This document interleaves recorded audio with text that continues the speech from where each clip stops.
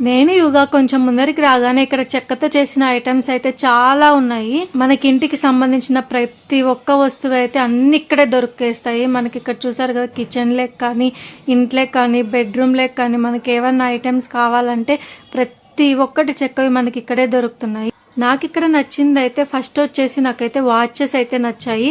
And ఇంకా కొంచెం పక్కకి రాగానే నేను మా బాబు మిర్రర్ కనపడగానే ఈ మిర్రర్లో అయితే ఒక 2-3 ఫొటోస్ అయితే తీసుకున్నాం. నాకైతే ఈ మిర్రర్ అయితే చాలా బాగా నచ్చింది. నేనేమో వీడియో తీస్తుంటే మా యుగా మాత్రము ఇక్కడ సెల్ఫీ స్టిక్ అయితే అడ్డం పెట్టేస్తున్నాడు. నాకైతే ఈ మిర్రర్ చాలా బాగా నచ్చింది.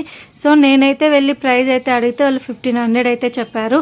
నాకేమో పెద్ద మిర్రర్ అయితే బాగా నచ్చింది. అది ఇంకా కాస్ట్ అయితే ఎక్కువే ఉండొచ్చు. సో ఇక్కడైతే మేమైతే మార్నింగే వెళ్ళాం కాబట్టి జనాలు అయితే చాలా తక్కువ ఉన్నారు. మీరు కూడా శిల్పారామం వెళ్ళాలంటే మార్నింగ్ టైంలోనే వెళ్ళండి. ఈవినింగ్ టైంలో వెళ్తే మాత్రం ఏవి కనపడవు.